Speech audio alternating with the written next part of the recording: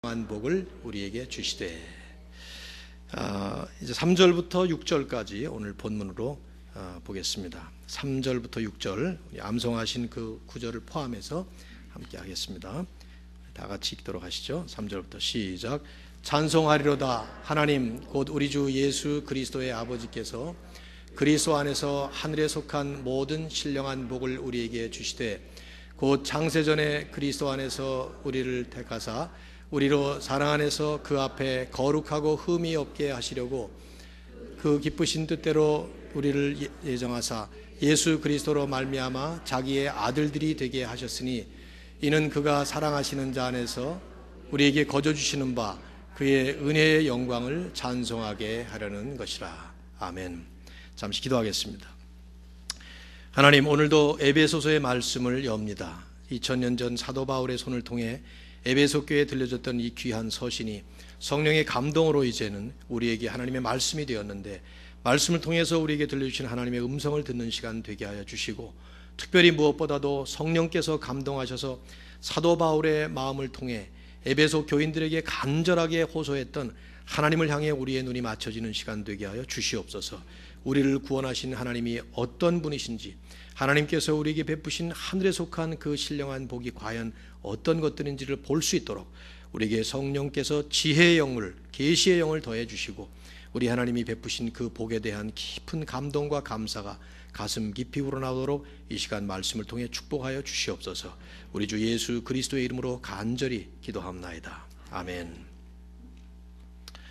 우리가 인생을 살아가면서 반드시 해야 되는 것 가운데 하나가 교정 작업이 아닌가 생각됩니다. 여러 가지 면에서 교정하는 일들이 필요하죠. 예를 들면 나이 들어가면서 우리들에게 성인병이 생기면, 혹은 생길 가능성이 있으면 반드시 지금까지 내가 먹던 식습관을 바꿔야 합니다. 혈압이 점점 높아진다면 혈압을 높게 하는 음식을 금해야 될 것이고, 콜레스테롤 수치가 점점 높아지면 콜레스테롤 수치가 높은 음식은 아마 절제해야 될 겁니다. 당뇨병이 생긴다면 음식의 종류나 양들을 아마 조절해야 될 거예요. 그렇지 않으면 젊을 때 건강했던 그 건강을 계속 유지할 수가 없을 겁니다. 저도 말은 이렇게 쉽게 하지만 잘 안 되는 것 중에 하나인 것 같아요. 저는 돼지 고기를 참 좋아하거든요. 정말 돼지는 참 하나님의 작품 중에 최고가 아닌가 하는 생각이 먹을 때마다 들어요. 그러나 이제 작정을 하고 돼지를 미워하기로 했습니다. 근데 이제 그래도 가끔 예정이 생각나는지 돼지가 생각나요. 그래서 이 설교 준비를 또 하놓고 보다 보니까 어제도 또 저녁에 삶은 삼겹살을 잘 먹었습니다. 이제 그러면 안 돼요. 이러면 저한테는 결코 유익한 일이 아닌데, 이런 교정해야 되는 작업 중에 대표적인 것이 시각 교정이 아닌가 생각돼요. 나이가 들어가면서 점점 눈이 나빠지면 어쩔 수 없이 안경을 써야 되죠.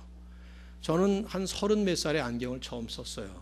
중학교, 고등학교, 대학 시절에 계속 눈이 나빠지는데도 운동하는 걸 좋아하다 보니까 안경 쓰기를 거부했죠. 그러다가 직장 생활하면서 이제 도저히 안 되니까 작은 글씨들이 안 보여서 이제 안경을 쓰게 되는데, 그때 제 느낌에 아직도 있습니다. 이 안경방에서 안경을 탁 썼는데 이게 환히 보이는 게 얼마나 시원하게 보이는지, 이 좋은 걸 왜 안 했나 하는 생각을 그때 처음으로 했는데, 그때부터 이제 안경을 쓰게 됐고, 그러면서도 이제 한참 전부터는 이 복잡하니까 다초점을 또 쓰게 됩니다. 멀티포컬이라고 그러나요? 그래서 아랫부분은 읽는 데 도움이 되고 윗부분은 멀리 보는 데 도움이 되도록 그렇게 이제 보는. 그래서 이제 가끔씩 제가 이렇게 볼 때는 짜려 보는 게 아니라 안 보여서 그러니까 이해하시면 좋겠어요.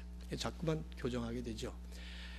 안 보이는 사람은 안경 써야 되고, 안경 쓴 사람은 또 거기에 맞게, 자기 시력에 맞게 또 새롭게 시각 교정이 필요합니다. 이 시각 교정, 영적으로 우리가 본다면 예수 믿은 다음에 그리스도인으로 살아간다는 것이 무엇인가 생각해 보면, 저는 비유적으로 계속해서 우리의 영적 시각을 교정하는 삶이라고 생각됩니다.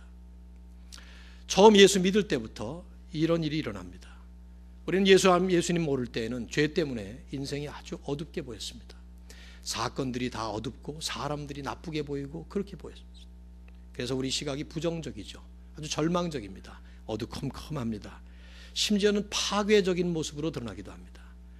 그러나 예수님을 만나서 하나님의 은혜를 체험하게 되면 우리 안에서 죄가 사라지고 죄에서 해방되고 나면 첫 번째로 일어나는 근본적인 변화가 시각의 변화예요. 눈이 바뀌는 것입니다. 영적인 시각의 개혁이 일어납니다. 과거의 부정적인 것들이 긍정적으로 보이기 시작하고, 과거에는 아주 컴컴한 절망이 오히려 이제는 희망이 보이기 시작하고, 그래서 긍정적으로 모든 일들을 볼 수 있는 그런 마음의 새로운 삶으로 살아가게 됩니다. 지난주 말씀을 나누면서 인용을 했던 기독교 사상가로서 유명했던 리처드 니버라는 사람이 했던 그 말이 정확한 진리라고 생각돼요. 기독교의 위대한 개혁은 내가 지금까지 몰랐던 어떤 새로운 것을 찾는 것이 아니라 이미 그 안에 의미가 있던 것을 보지 못하다가 그것을 새롭게 보게 되는 이런 시각의 개혁이다 하는 말은 정확한 말입니다. 사도 바울은 에베소서를 시작하면서 그래서 가장 먼저 바로 이런 시각의 문제를 다루고 있는 듯합니다. 우리의 눈을 하나님께 맞추도록, 그래서 하나님께서 우리에게 얼마나 많은 복을 주셨는지, 얼마나 큰 복을 주셨는지를 우리로 하여금 돌아보게 함으로써 바로 그런 복을 주신 우리 하나님께 우리 눈의 초점을 맞추도록 하는 것이죠. 그래서 지지분한 설명이 아니라 아주 힘찬 선포로서 마치 속사포를 쏘아대듯이, 마치 폭포수 그 물이 쏟아져 내리듯이 숨도 안 쉬고 한숨에 한 문장으로 3절부터 14절까지 쫙 나가는 거예요. 말씀드렸습니다마는 우리말로는 3절부터 14절까지 중간중간에 문장이 끊어 있습니다마는 헬라 원어 성경은요, 이것이 한 문장으로 되어 있어요. 대단히 긴, 그러면서도 아주 컴프리헨시브하고 컴팩트한 무게 있는, 그리고 어느 하나도 빼놓을 수 없을 만큼 탄탄하게 짜여진 그런 문장으로 3절부터 14절까지가 나와 있어요. 바울이 이 말씀을 통해서 우리에게 하고자 하는 초점이 무엇인가? 에베소서 전체, 에베소 교회에 주고자 하는 이 6장에 걸친 에베소서 전체의 메시지를 사실은 지금 이 12절, 3절부터 14절 헬라 원어의 한 문장 속에 다 담고 있다고 해도 과언이 아니에요. 그 모든 것을 사실 3절에 한 절에 주제로 표현을 하고 있어요. 우리가 외웠죠? 찬송하리로다. 하나님, 곧 우리 주 예수 그리스도의 아버지께서 그리스도 안에서 하늘에 속한 모든 신령한 복을 우리에게 주셨다. 이렇게 한번 끊어주면 좋겠죠. 첫째로 이 복은 하나님께서 주신 하나님의 복이에요. 내가 내 힘으로 얻은 복이 아니라 하나님께서 우리에게 주신 하나님의 축복. 그 원천이 하나님이, 근원이 하나님입니다. 출처가 하나님이고 복의 주인이 하나님이라 이 말이죠. 둘째로 이 복은 오직 예수 그리스도 안에서만 얻을 수 있고 그리스도 안에서만 누릴 수 있는 복입니다. 그리스도 외에는 어디서도 얻을 수 없는, 오직 그리스도를 통해서만, 그리스도 안에서만 누릴 수 있는 특별한 복이죠. 그러니 예수 믿지 않으면 사실은 이런 복은 상상도 할 수 없는 거예요. 세 번째로 이 복은 성령을 통해서 누리는 영적 축복이라는 것입니다. 하늘에 속한 신령한 복이라는 표현이 그런 표현이에요. 땅에 속한 물질적인 축복과는 종류가 틀려요. 이 세상에서 얻는 세상적 축복과는 비교할 수가 없습니다. 이것은 본질이 영적이고 차원이 영원한 차원에서 하나님께서 우리에게 주시는 성령을 통해서 누리게 하는 그런 복이라는 거죠. 여러분, 이렇게 간단하게 설명을 하니까 즉각적으로 그 안에 우리는 삼위일체가 있는 것을 보지 않습니까? 삼위일체 하나님의 아주 절묘하고 신비한 그 조화가 이 안에 다 이 한 절 속에 담겨져 있는 거예요. 복을 주시는 복의 기원이 하나님이셔요. 그리고 그 복을 얻고 복을 누리는 영역이 그리스도 예수 안입니다. 그리고 성령 하나님을 통해서만 누릴 수 있는 영적인 신령한 복이라는 것입니다. 삼위일체라고 하는 것은 이제 우리가 바울이 우리들의 눈의 초점을 하나님께 맞춘다고 하는 것은 하나님이 어떤 분이시냐 하는 것인데, 그 하나님은 여러분 많이 들어보셨겠지만 삼위일체의 하나님이에요. 삼위가 계셔요. 성부, 성자, 성령. 근데 이게 삼위가 한 분이십니다. 일체라는 것이죠. 영어의 Trinity, Three라는 말과 Unity라는 말에서 오는 Unity, 이게 합쳐진 말인데, 이건 사실 성경에 나오는 단어가 아닙니다. 성경 어디도 하나님은 뭐 삼위일체 하나님 이런 표현이 없습니다. 사실 이것은 그 후대에 성경이 나오고 나서 성경을 연구하는 신학자들을 통해서 정립된 신학 사상인데, 이거 이상으로 하나님을 잘 설명하는 말이 아직 없는 거예요. 그래서 2000년 동안 정통 교회 안에서는 우리가 믿는 하나님을 삼위일체의 하나님으로 믿는 것입니다. 근데 그 말씀이 바로 이 안에 담겨져 있는 거예요. 하나님 우리 아버지, 예수 그리스도의 아버지시지만 우리 아버지가 예수 그리스도 안에서 성령의 복을, blessing of the Spirit, 성령의 복을 우리에게 주신다는 건데, 바울은 이제 우리의 시각을 이런 하나님께 이제 맞추려고 합니다. 그래서 오늘 우리가 보고자 하는 4절부터 시작해서 14절까지의 삼위 하나님이 이곳저곳에서 여기저기서 우리에게 아주 조화롭게 그렇게 이제 표현되어지고 있어요. 우리가 그걸 보는 건데, 3절 한 절 속에서 바울은 하나님을 찬양해야 하는 포괄적인 이유와 원리를 말씀을 하고 나서 4절부터 14절까지 이 말씀 속에 그 복의 구체적인 내용을 펼치는 겁니다. 다시 말씀드리면 3절에서 하나님께서 그리스도 안에서 우리에게 베푸신 하늘에 속한 그 신령한 복이라는 게 과연 어떤 것이냐, Every spiritual blessing 이라는 말을 썼는데 What is every spiritual blessing이냐 하는 질문에 대한 답을 이제부터 하는 거예요. 근데 이제 그 답을 한 절 한 절, 그 한 절 속에서도 한마디 한마디 속에 아주 무게 있게 농도 짙은 신학적인 키워드를 사용해서 우리에게 말씀을 합니다. 그래서 이제 14절까지 끝날 때까지는 제가 다분히 교리적인 설교를 여러분에게 해드려야 될 것 같아요. 뭐 우리에게 적용되는 차원이 없는 거 아니지만 지금 초점이 하나님께 맞춰져 있고 그 하나님을 이해하면서 하나님에게 우리가 눈을 돌리게 하기 위해서 하나님이 어떤 분이시냐, 우리에게 어떤 일을 하셨고 앞으로 어떤 일을 하실 것이냐, 뭐 이런 차원에서 말씀을 하기 때문에 한마디 한마디를 좀 여러분이 좀 신학적인 차원에서 묵상하시고 연구하시면서 같이 보시면 좋겠습니다. 이해를 돕기 위해서 존 스타트라고 하는 신학자이면서도 탁월한 설교가죠. 돌아가셨습니다마는 그분이 이제 이 본문을 주해를 하면서 아주 깔끔하게 세 구분을 했어요. 4절부터 6절을 하나로, 7절, 8절을 두 번째, 그리고 9절, 10절을 세 번째, 이렇게 해서 10절까지를 세 등분을 했는데, 이게 이제 그분이 영어로 했으니까 영어 표현이 훨씬 더 다가올 수 있을 것 같아요. 여러분 미국에 사신 우리들이기 때문에 말이죠. 4절부터 6절은 The past blessing of election. election, 그게 초점이죠. 하나님이 우리를 택하셨다는 택하심이라는 이미 주신 축복, past blessing of election. 그 다음에 7절과 8절은 The present blessing of adoption. adoption이라는 또 하나의 진리죠. 하나님이 우리를 자녀 삼으셨다 하는 거예요. adoption은 우리말로 보통 양자 삼는다 그런 말이죠. 근데 이제 양자라는 표현도 맞긴 합니다만은 자녀 삼으신다 그 말인데, 이게 현재 우리가 하나님의 자녀가 되어 있다는 present blessing이라는 말이에요. 현재의 축복이라는 말이죠. 그리고 세 번째는 9절과 10절 The future blessing of unification. unification, 통일이라는 말인데, 하늘에 있는 것이나 땅에 있는 것이 다 그리스도 안에서 통일되게 하려 하심이라. 이건 마지막에 하나님 나라가 완성될 때 이루어지게 될 미래의 축복이라 이 말이에요.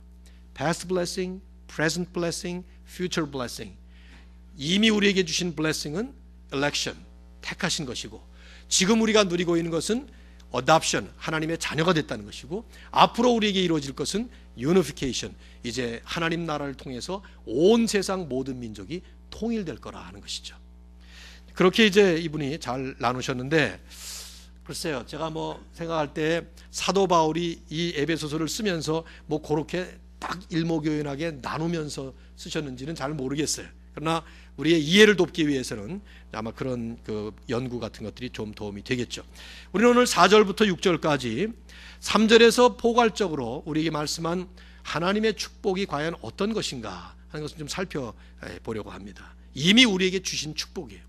그러나 이 말씀으로 들어가기 전에 이 시간에 그저 노파심도 일어나고 또 계속 반복되어야 될 말이기도 하고, 그래서 또 한 번 말씀하지만 이 말씀은 철저하게 이미 예수 그리스도를 영접하셔서 하나님의 백성과 하나님의 자녀가 된 사람들에게 해당되는 얘기입니다. 여기 우리가 하는 말은 예수 안 믿는 사람들에게 해당되는 게 아니에요. 그렇기 때문에 혹시 이 자리에 여러분 가운데 아직 예수님을 정확하게 믿지 못하시거나 뭐 정확하게 모른다는 뜻이 아니에요. 예수님은 나의 죄를 위해서 죽으시고 부활하신 구세주시다 하는 걸 분명히 믿음으로 선포를 못한다거나, 그래서 그분을 통해서만 믿을 수 있는 하나님을 아직 못 믿는 분이 계시다면 죄송하지만 여러분에게 아직 해당되는 말이 아니에요. 이 말씀은 분명히 예수 믿고 구원의 확신을 가진 분들에게 해당되는 말씀입니다. 그런 분들에게 하나님께서 우리에게 주신 그 구원이라는 게 어떤 축복이냐 하는 걸 설명하는 얘기죠. 그러나 또 한 가지 첨가를 한다면, 혹시 여러분 가운데 아직 예수님을 모르는 분이 계신다 하더라도 그건 모르는 일이에요. 이제 예수님을 앞으로라도 믿게 되면 이 말씀이 나중에라도 여러분에게 다 그대로 해당될 말씀입니다. 우리는 이 말씀에 나오지만 하나님께서 구원 주시기로 작정한 분들이 누군지 몰라요. 그리고 그 시점이 어딘지도 모릅니다. 그러나 일단 구원받고 나면, 예수 믿고 하나님을 분명히 믿게 되면은 이 말씀이 얼마나 큰 진리의 말씀인 것을 우리가 깨닫게 된다는 얘기죠. 그런 차원에서 사도 바울은 믿는 자들에게 지금 이 말씀을 선포하고 있는 거예요. 함께 말씀을 같이 나누십시다. 우리 한 절씩 보겠는데요, 이 말씀 다 외우시면 좋겠어요. 제가 자꾸 욕심이 많이 생겨요. 저는 이미 이제 그 1장 전체를 외웠는데 아무튼 죽도록 고생했습니다만 저보다 다 머리가 좋으시니까 외우실 수 있을 것 같아요. 한 절 한 절씩 외우시고자 하는 마음을 가지고 한번 같이 읽어보시죠. 자, 읽기라도 합시다. 4절 여러분이 시작.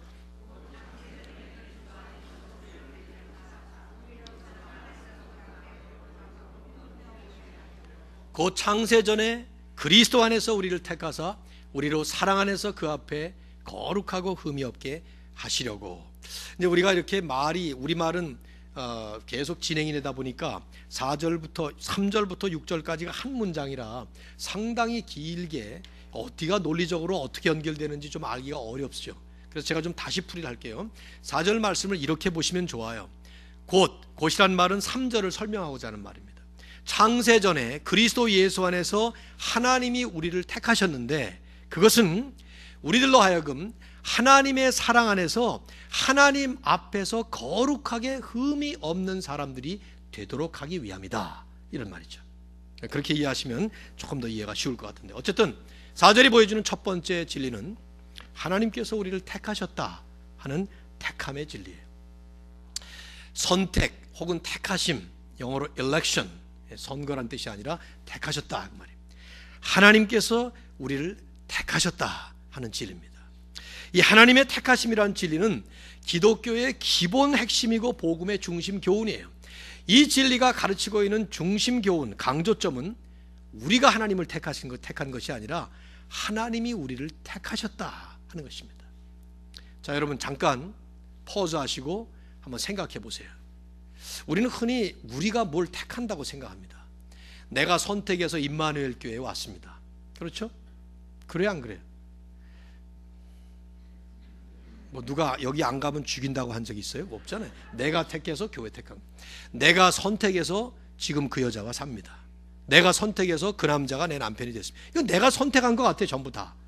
그렇지 안 그래요? 여러분 잠깐 생각해보세요. 내가 선택해서 이 학교를 다녔고, 내가 선택해서 이런 전공 가고, 내가 선택해서 지금 이런 비즈니스를 하고, 이런 직장을, 전부 다 내가 선택한 것 같아요. 그래서 심지어는 종교라고 하는 것도, 이 믿음이라고 하는 것도, 내가 지금 믿고 있는 그거조차도 마치 내가 선택해서 내가 믿은 것 같아요. 내가 하나님을 선택한 것 같아요.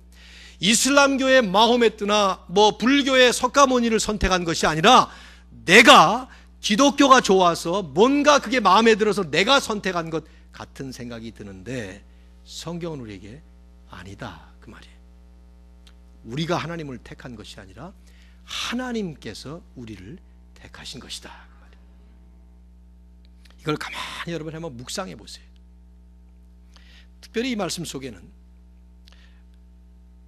이 선택 속에 우리들의 의로움이나 우리의 공로 같은 것들이 있어서 그것에 의존해서 우리를 선택한 것이 아니라 전적으로 하나님의 무조건적인 은혜로, 하나님의 철저히 자의적인 결정, totally free decision, 완전히 하나님 혼자서 결정하신 그런 결정으로, 게다가 하나님 고유의 품성이신 하나님의 사랑을 통해서 우리를 선택하셨단 말이에요. 제가 상당히 그 농도 짙은 신학적인 얘기를 한 마디 속에 다 집어넣어놨어요.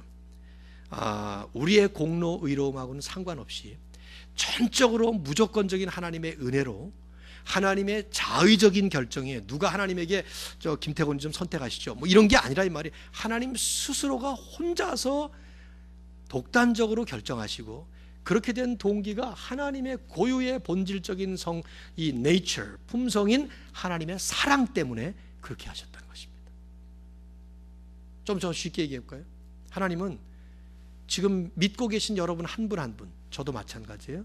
한 사람 한 사람을 나도 모르는 이유 가운데 사랑하시고 하나님 스스로가 내가 저 누구누구를 아무개를 내 자녀로 삼아야 되겠다, 구원해야 되겠다 이런 생각을 하시면서 하나님의 스스로의 결정으로 우리를 선택하신 거예요. 그걸 사도 바울이 여기에 수식어를 여러 개를 넣고 있어요. 특별히 우리가 유념하실 것은 이걸 창세 전에 그랬다는 거예요. 곧 창세 전에 우리를 선택하셨다는 이 말. 창세 전에가 뭡니까? 세상이 창조되기 전에 그 말이에요.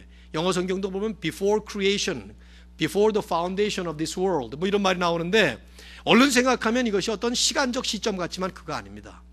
사실은 우리가 상상할 수 없는 하나님의 영원한 세계 속에서 하나님이 그렇게 하셨다는 거예요.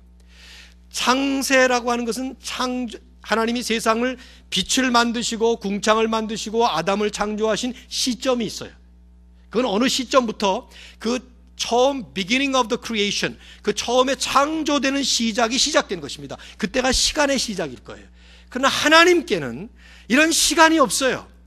우리 하나님은 우리가 이해할 수 없는, 우리가 상상할 수 없는 무한광대한 영원에서 영원을 섭렵하시는 하나님의 차원에서 하나님은 스스로 혼자 자존하시는 self-existent, 스스로 존재하시는 분이라 이 말이죠. 그런 하나님이 우리가 상상할 수 없는 그 영원 전부터 우리를 당신의 자녀로 삼기로 선택하셨다는 것입니다. 이게 이해가 되는 일입니까? 이해가 안 돼요, 사실은요. 솔직히 말해서 성경이 말씀하니까 이것을 받아들이는 것인데 한시적인 인생을 사는 우리들로서는 무제한이라는 개념이 없습니다. 무한대라는 개념이 우리에게 경험적으로 주어지지 않았기 때문에 우리가 이해가 잘 안 돼요. 성경이 이것을 우리에게 그런 하나님을 보라고 지금 우리의 눈을 펼치고 있는 거예요. 여러분과 제가 지금 이런 영적인 스피리추얼 아이사이트를 열어야 되는 순간이에요. 제 설교가 조금이라도 도움이 됐으면 해요. 그러나 저의 말, 저의 설교로 이걸 도저히 설명할 수 있는 길은 없죠. 저뿐만 아니라 누구도 못합니다. 그래서 우리가 그저 체험을 해야 되는 것인데 그런 하나님을 향해서 지금 우리가 눈을 열고 있는 순간이에요. 그래서 지금 눈 감으신 분들이 눈을 좀 뜨셔야 될 것 같은 순간이라 이 말이지. 눈은 감으셨어도 마음의 눈을 뜨시면 되는데 이 창세 전에 우리를 택하셨다. 특별히 주목할 것은요, 우리를 택하셨다는 표현이 성경에 자주 나와요. 특히 이제 바울 서신에 많이 나오는데 바울이 이 표현을 할 때마다 그분이 특별히 강조하는 것은 하나님의 은혜가 얼마나 크냐 하는 걸 강조할 때 이런 표현을 씁니다. 제가 다음번 설교에서는 이 택하심, 예정 이것에 대해서 성경적으로 좀 포괄적으로 교리 설교를 지금 하려고 지금 준비를 반쯤 했는데요. 그때 가서 좀 말씀을 드리겠습니다만은 왜 이 교리를 얘기하는 거야? 왜 예정, 택하심 이런 얘기를 왜 하는가? 사도 바울은 아주 명명백백하게 우리가 하나님을 얼마나 감사해야 될 건가, 하나님의 그 은혜가 얼마나 큰 것인가 하는 것을 말하고자 할 때 꼭 이 얘기를 해요. 그렇지 않아요? 영원한 세계 속에 하나님은 우리를 하나님의 자녀로 선택하셨다는 것, 특히 그리스도 안에서 택하셨다 하는 말, 이미 그 영원 전부터 그리스도께서 우리를 위해 이 땅에 오시고 십자가를 통해서 우리의 모든 죄를 사하시고 부활하셔서 능력으로 우리를 다시 세우시는 이런 모든 계획들이 하나님의 영원한 계획 속에 담겨져 있었다 이 말이에요. 이 말씀을 보면 이제 뒤에 하시면 9절에 그 뜻의 비밀을 우리에게 알리셨다 그러면서 때가 찬 경륜을 위하여 예정하신 것이다 이런 말씀도 하시고요. 11절에 보면 모든 일을 그의 뜻의 결정에 따라 일하시는 이의 계획을 따라 우리가 예정을 입어 그 안에서 기업이 되었다. 그러니까 하나님께서 우리 한 사람 한 사람을 택하신다는 것은 너무 놀라운 계획 속에 그 일을 하신 거예요. 그냥 어쩌다 우리가 예수 믿었다는 건 이건 말이 안 되는 개념이라 이 말이죠. 아, 나 예수 믿어서 참 재수 좋다. 이건 정말 엉뚱한 생각이에요. 너무 불경스러운 생각이고, 하나님이 창세전에 그리스도 안에서 우리를 택하셨다는 이 사실은, 게다가 그렇게 택하시는 데는 거룩한 목적이 있었습니다. 계속되는 4절의 말씀 보세요. 이렇게 하신 것은 우리로 사랑 안에서, 하나님의 사랑 안에서 그 앞에 거룩하고 흠이 없게 하시려고 하셨다는 것입니다.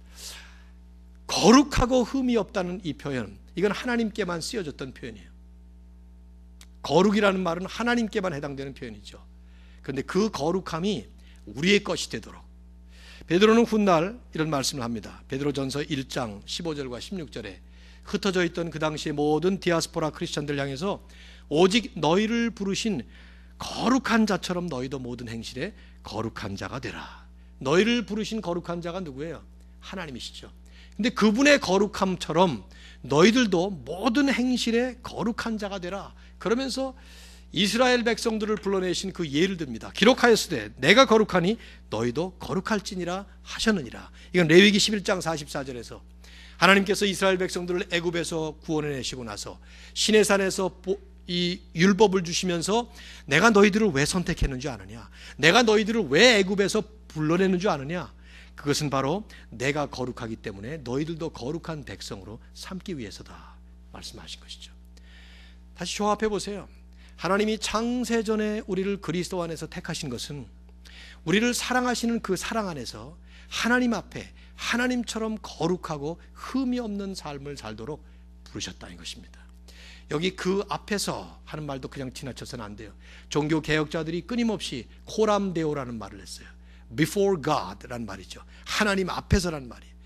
우리가 세상을 살면서도 이 세상 안에 살고 있는 것 같아서 세상 사람들과 우리가 자주자주 비교하지만 우리의 비교의 대상은 세상 사람들이 아니에요. 세상 사람들보다 조금 더 경건하고 그 사람들보다 조금 더 깨끗하다고 우리가 만족할 일이 아닙니다. 그 앞에서 Before God, 하나님 앞에서 거룩하고 흠이 없는 삶을 살도록 하나님은 우리를 부르셨다는 것입니다. 여러분, 이 사실은 우리들이 믿음으로 고백하면서 계속 우리의 시각 교정을 해야 될 부분이에요. 하나님이 영원 전부터 우리를 기억하시고 하나님만이 존재하시던 바로 그때 우리를 마음에 두시고 계획에 품으시고 그리고 우리를 하나님의 이런 놀라운 일에 동참하게 하셨다는 것. 그걸 이제 바울은 그 다음 5절로 넘어가면서 한 걸음 더 특별한 설명을 우리에게 하고 있습니다. 자, 5절 말씀 여러분 한번 다 같이 읽어보겠습니다. 시작. 그 기쁘신 뜻대로 우리를 예정하사 예수 그리스도로 말미암아 자기의 아들들이 되게 하셨으니, 이게 지금 4절에 연속되는 말이에요. 그 창세전에 우리를 그리스도 안에서 택하사, 우리로 사랑 안에서 그 앞에 거룩하고 흠이 없게 하시려고 하면서 그 기쁘신 뜻대로 하나님이 이렇게 하시는 것이 너무 기뻤다 이 말이에요. 너무 좋았다 이 말이에요. 우리를 택하시는 일에 마지못해 택하신 것이 아니라 아주 기쁘게 즐겁게 너무 좋아하시면서 선택하신 거예요. 세상을 창조하실 때 하나님 보시기에 좋았더라 하는 가운데 우리가 그 가운데 있었다 이 말이죠. 하나님이 그렇게 기분 좋으시고 그렇게 기뻐하신 기쁨의 핵심에 여러분의 선택, 제 선택, 우리의 구원이 그 가운데 중심에 자리 잡아 있다 이 말이에요. 이게 얼마나 우리의 구원을 향해서 놀라운 진리를 선포하고 있는 것입니까? 그런데 그렇게 하신 것이 뭡니까? 그 기쁘신 뜻대로 우리를 예정하셨어요. 예정의 교리가 여기 나와요. 영어로 foreordain 혹은 predestined 이라는 말인데, 이 말은 어거스틴이나 칼빈 같은 탁월한 신학자들이 아주 잘 정교하게 발전시킨 성경의 사상입니다. 그러나 그것은 그들의 사상이 아니에요. 성경이 아주 정확하게 강조하고 있는 성경적 진리예요. 하나님은 우리를 미리 알고 미리 예정하셨어요. 다음번에 설명을 드리겠습니다만은 하나님이 아무개가 예수 믿을 걸 알고 정하셨다 그 뜻이 아닙니다. 그건 우리의 공로가 되죠. 그렇게 되면은 그때가 설명할게요. 하나님이 어쨌든 하나님의 특별한 섭리 가운데서 그 기쁘신 뜻, 하나님의 뜻이 기뻤어요. 내가 이렇게 정하는 것이 너무 좋았다 이 말이에요. 내가 이 한 인물을 예정하는 것이 하나님이 너무 좋아하는 일이었다 이 말이죠. 그래서 우리를 예정하셨어요. 특별히 뭘로 예정하셨는가? 예수 그리스도로 말미암아 자기의 아들들이 되는 것을 예정하셨어요. 여기 이제 여성도들이 많기 때문에 이 단어를 조금 좀 풀이해야 될 것 같아요.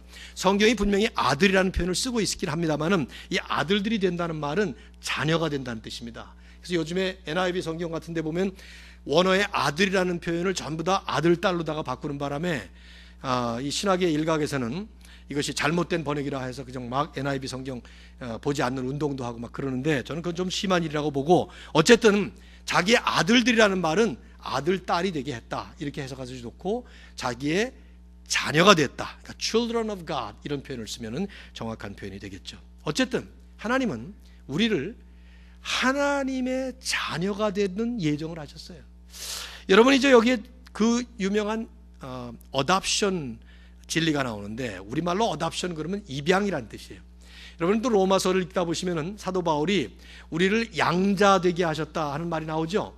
그 양자됨이라는 것이 대단히 중요한 교리이긴 합니다.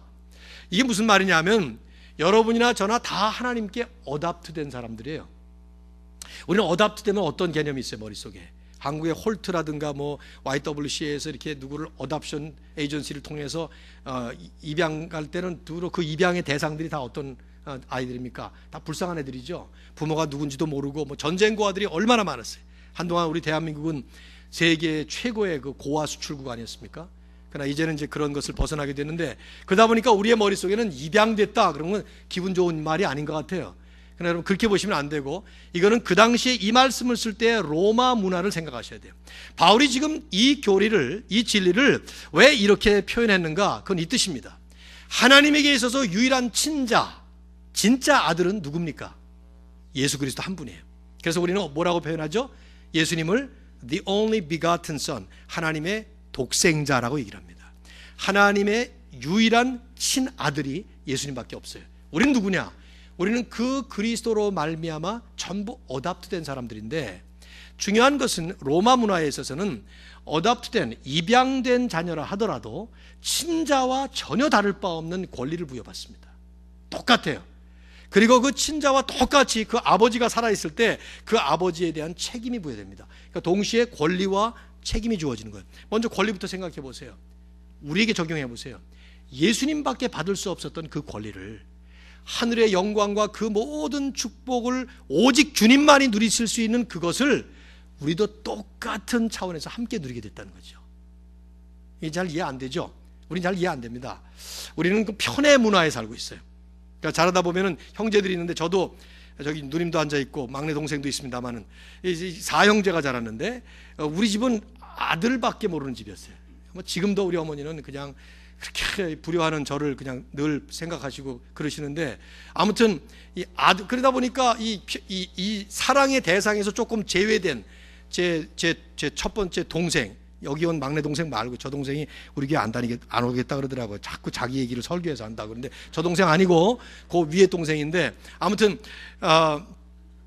걔는 너무 상처를 많이 받은 거예요. 너무나 오빠만 너무 좋아하니까. 그러다 보니까 이런 편의 문화에서 우리가 살다가 보면 이게 동등한 권리라는 것이 이해가 잘 안 돼요. 이런 부분들이. 천국에 가게 되면 우리는 상상해 보십시오. 상상이지만 이게 이제 현실로 주어지는 진리입니다. 오직 예수님만이 누릴 수 있는 그 영광, 하나님 나라의 보좌 우편에 지금 앉아 계신 그 예수님과 똑같은 차원의 그 특권을 우리가 누리는 거예요. 상상이 됩니까? 아니, 예수 그리스도와 동일한 이치에서 동일한 권리를 우리가 받는다 이 말이에요. 예수 그리스도로 말미암아 자기의 아들들이 되는, 자녀가 되도록 우리를 예정하셨다. 하나님이 창세전에, 그 오랜 영원 전부터 하나님의 영원한 계획과 섭리 속에서 아무개 여러분의 이름을 집어넣으세요. 그 여러분의 이름을 집어넣고 여러분과 저를 하나님의 자녀로, 하나님의 아들로, 하나님의 딸로 삼아주시는, 그래서 예수님과 동일한 권리, 동일한 축복, 동일한 특권을 누릴 수 있도록 우리를 예정하셨다는 이 진리. 이건 생각만 해도 뭐라고 감사해야 될지 모르는 놀라운 하나님의 은혜이며 축복이죠. 우리는 아마 이 땅을 떠나는 그날까지도 이것이 실감이 결코 나지 않을 것입니다. 저는 한국에 있을 때 미국을 오기 위해서 우리 이제 누님이 저희를 초청했는데, 미국 갈 때 그때 뭐 저희가 79년도까지만 하더라도 미국이라는 나라가 드림랜드처럼 생각됐으니까 말이죠. 그러니까 머릿속에 미국 그럼 뭐 그냥 꿈이 있고 환상이 있는 그런 나라인데 그 뭐 상상만 되지 뭐 실감이 납니까? 초콜릿 가끔 먹으면 이게 미국 거구나. 그랬더니 햄버거가 들어오기 시작하니까 햄버거 좀 먹으면 이게 미국에서 이런 거 주는구나. 뭐 이렇게 좀 먹던 시절 아니에요? 미국에 딱 도착하니까 이 미국이구나 하는 실감이 확 나더라. 여러분 별로 실감이 안 나시는 인상들인데 그러지 않았어요? 여러분들도? 이게 이제 천국에서 우리에게 확 펼쳐지게 될 히스토리가 되는 것이죠. 바울이 입양의 교리를 우리에게 말씀하는 것은 하나님과 우리와의 특별한 관계를 설명하기 위해서 그렇습니다. 하나님은 우리가 일단 쉽게 생각할 때는 구원이라는 게 뭐냐? 죄 때문에 영원히 멸망받고 하나님에게 두드려 맞고 영원한 불의 불구덩이에 들어가야 될 우리를 하나님이 우리를 불쌍히 여기셔서 우리를 구원하셔서 이제는 죄인이 아니라 의인이 되어서 뭐 이런 정도로 우리가 생각하게 돼요. 그러다 보니까 우리의 머릿속에 구원이라고 하는 그림이 그 이미지가 어떤 이미지가 있는가 하면은 그냥 구원받 너무 참 죽을 뻔했는데 살아났구나 뭐 이 정도, 그리고 망가졌던 내 인생이 이제 좀 나아졌구나 뭐 이 정도로 생각하는데 그게 아니라는 것이죠. 그 하나님이 우리의 아버지가 되시고 우리는 그의 자녀가 된다는 거예요. 그 하나님의 놀라운 사랑이 인간 아버지로서는 누구도 볼 수 없는 그런 놀라운 사랑과 축복과 은혜가 우리에게 폭포수처럼 쏟아지는 그런 자리로 우리를 들어보내게 하셨다는 것이죠. 그것을 이미 창세전에 영원전부터 자녀로 삼으시는 예정을 하셨다 이 말이에요. 하나님의 아들이 되는 예정, 하나님의 딸이 되는 그 예정을 했다는 것이죠. 성경은 우리에게 종종 하나님을 아버지라고 표현하면서 오직 복음서에 보면 예수님만이 하나님을 아버지라고 불렀는데 이제는 우리들도 하나님을 아버지라고 부르도록 서신서가 끊임없이 독려하고 있습니다. 우리 예수님 아니면 아버지로 하나님 아버지의 자녀가 될 수 없었어요. 그런데 이제 우리는 그 하나님이 우리 아버지가 됐습니다. 물론 여러분 가운데는 아버지에 대한 그 추억이 어두운 추억이 있는 분들이 있을 수 있습니다. 제가 30년 목회하면서 딱 한 번 저에게 와서 직접 고백한 분이 있어요. 목사님, 저는 하나님이라고 부르지 아버지라고 못 부릅니다. 저는 아버지에게 너무 어뷰스를 당했기 때문에 아버지에 대한 추억이 잊고 싶은 추억이지 되살리고 싶은 추억이 아닙니다. 근데 성경은 끊임없이 하나님 아버지 소리가 나오는데 나는 그걸 바꿨으면 좋겠어요. 막 그러더라고요. 참 안 된 거죠. 그래서 하나님을 생각할 때마다 사실은 좋은 아버지를 생각해야 되는데 이분에게는 좋은 아버지가 없었던 거예요. 그래서 그분에게 제가 이렇게 얘기했던 기억이 나요. 참 안쓰러운 안타까운 그런 간증이지만 이렇게 자매님 기억하십시오. 하나님께서는 바로 당신의 아버지가 되시는데 당신의 육신의 아버지가 아마 그분도 마음으로는 사랑했을 겁니다. 그러나 알코올 중독이 되고 나다 보니까 아마 그렇게 했을 건데 그분이 해주지 못한, 그거는 상상도 비교도 할 수 없는 엄청난 완전히 좋은 것만을 가지고 이제 나중에 진짜 아버지이신 하나님 아버지께서 베풀어 주실 날이 올 겁니다. 그런 얘기를 했던 기억이 있습니다. 아마 대부분 여러분이나 또 저도 마찬가지고요. 아버지에 대한 기억이 좋을 겁니다. 전 지금도 가끔씩 꿈을 꾸다가 아버지 생각이 나서 아버지 꿈꾸다가 울고 깨는 적이 있어요. 아직도 그래요. 최근에 저는 영화 한 편을 좋은 걸 봤는데 그 국제시장이라는 영화가 뭐 잘 됐다 그래서 제가 가봤어요. 보셨나요, 여러분? 네, 보신 분들이 있을 것 같은데 아마 한국 영화 요새 막 욕들도 많고 그래서 볼 영화들이 별로 없는데 참 오랜만에 감동적인 영화를 잘 만든 것 같아요. 엊그제까지만 해도 309에서 하고 있더라고요. 한번 내일 가보시면 좋을 것 같은데 그 영화를 보면서 얼마나 울었는지 몰라요. 뭐 옆 사람 좀 창피할까봐 안 울려고 그랬는데 보니까 다 울더라고요. 한국 사람들 전부 다. 마지막에는 그 주인공이 아버지 내가 잘 살았지요 이렇게 말하는데 그냥 엉엉 울고 싶더라고요. 우리 아버지 사랑이 생각이 나서 그 아버지가 얼마나 나를 품어주시는 생각이 나서. 근데 그 아버지보다 훨씬 더 사랑이 풍성하시고 저희 아버지는 인간인 아버지였기 때문에 실수도 하셨고 나도 인간인 아버지라 아이들에게 실수도 하지만 실수가 없으신 완벽하신 사랑으로 가득 차고 은혜로 가득 차고 복으로 가득 차신 그 아버지가 아버지의 모든 것을 예수 그리스도와 함께 우리에게 기업으로 주시는 바로 이런 자리에 우리를 예정하셔서 세우셨다는 것입니다. 할렐루야. 이렇게 하나님이 우리를 예정하시고 선택하시고 양자 삼으신 데는 더 큰 목적이 있어요. 그게 6절입니다.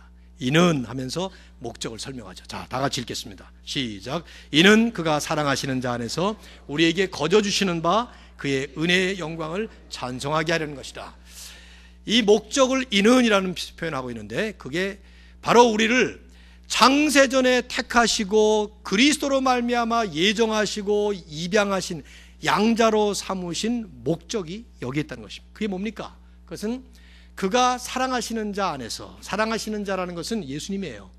주님께서 이 요단강에서 세례 받으시고 올라오실 때 이는 내 사랑하는 자여 내 기뻐하는 자라 이렇게 말씀하셨죠.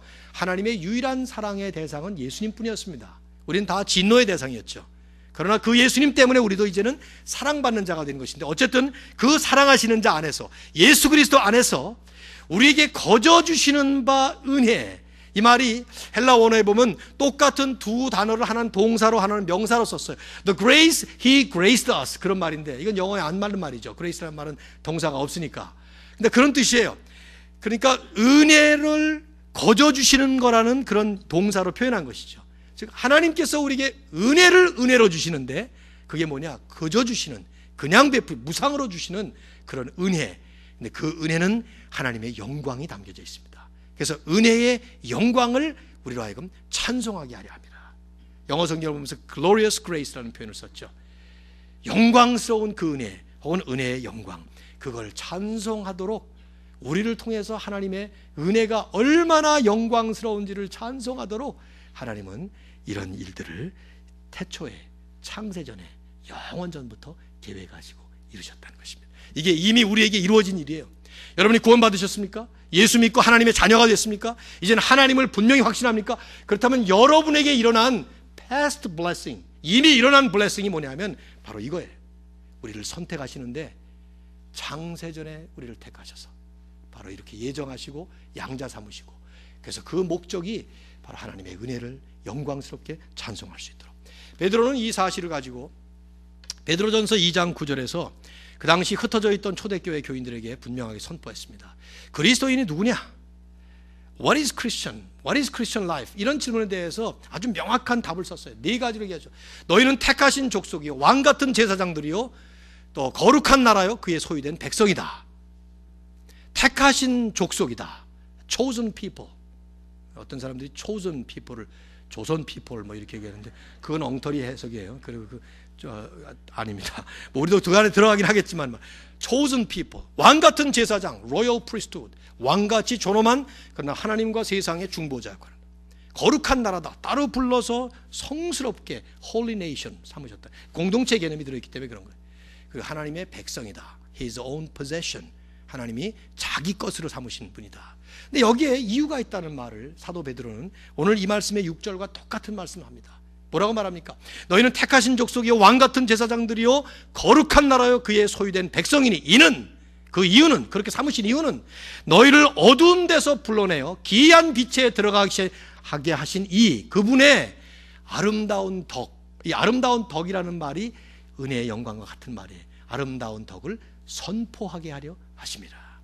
하나님의 그 아름다운 덕, 우리를 불러내셔서 이렇게 세우시고 택하시고 예정하시고 양자 삼으신 하나님의 그 아름다운 덕, 바로 그 복음을 선포하게 하기 위해서 하나님은 그렇게 삼으셨다는 것이죠.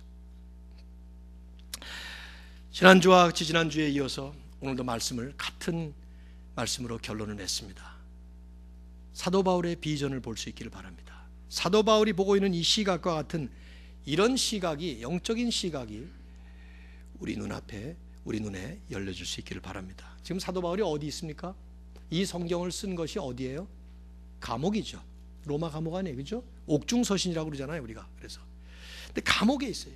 가택연금 상태이긴 하지만 두 팔은 로마 병정에게 묶여 있습니다. 그러나 그의 마음과 가슴은 하늘의 소망을 품고 있었고, 그의 눈은 영원한 하나님의 세계를 바라보고 있었어요. 창세전에 시작된 그 영혼을 바라보는 눈을 가지고 감옥에 있으면서도 그의 가슴은 온 우주 하늘과 땅에 있는 모든 것이 그리스도 안에서 통일되게 하려 하심이라. 10절에 그렇게 말씀하는데 그 온 우주를 담아도 남을 만큼 넓은 가슴으로 이 하나님의 비전을 품고 있는 이분의 이 모습, 우리에게 큰 도전을 던지지 않나요? 나의 비전은 지금 무엇인가?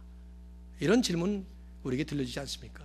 내 마음은 지금 어느 정도인가? 내 마음이 얼마나 좁은가 넓은가 생각해 보십시오.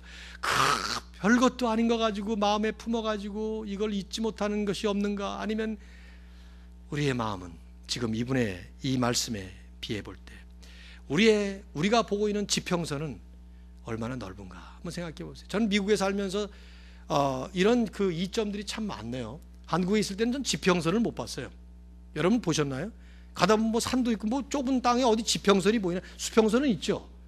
근데 미국에 와서 여행하다 보니까 가도 정말 지평선이 보이더군요. 지평선. 그걸 보면서 야, 정말 이 땅이 넓기는 넓구나. 넓으니까 지평선이 보이는 거예요. 넓으니까. 우리의 시각이 영원에 비추어서 볼 수 있는 시각이 되어야 될 줄로 믿습니다. 우리의 마음이 하나님의 세계, 완성될 하나님의 나라를 바라보면서 그 부르심의 소망이 무엇이며 그 기업의 영광의 풍성함이 무엇이며 그 능력이 역사하심을 따라서 우리에게 베푸신 하나님의 그 힘에 얼마나 크신 것을 보게 하시기를 원하노라. 사도 바울의 이 고백, 이 간절한 소망이 우리의 것이 되기를 우리 주 예수 그리스도의 이름으로 축원합니다. 하나님 아버지, 오늘도 우리가 이렇게 귀한 성일에, 거룩한 날에 하나님 앞에서 거룩하고 흠에 없게 하시려고 우리를 택하신 하나님의 그 깊은 경륜과 섭리를 묵상하면서 영원한 하나님 나라에서 이루어졌던 과거의 축복과 지금 우리가 누리고 있는 지금 현재 하나님의 자녀가 된 우리들의 이 모습과 그리고 앞으로 이루어지게 될 영원한 하나님 나라의 완성될 날을 바라보면서 오늘 우리의 눈이 하나님께만 맞춰질 수 있기를 간절히 구합니다. 아버지여, 제발 우리에게 지혜와 계시의 영을 더하셔서 우리의 눈을 밝히 열어주셔서 하나님의 세계를 보게 하시고 심지어 우리의 세계 속에서도 이루어지고 있는 것들이 이것이 전부가 아니라 올바른 세계관을 가지고 바라봄으로 인해서 하나님 나라를 볼 수 있는 저희들의 삶이 되도록 인도하여 주시옵소서. 예수 믿고 구원받은 우리의 시각이 참으로 하나님이 열어주시는 지혜와 계시의 그 활짝 열려지시는 놀라운 역사가 일어날 수 있도록 인도하여 주시옵소서. 감사드리며 우리 주 예수 그리스도의 이름으로 기도하옵나이다. 아멘.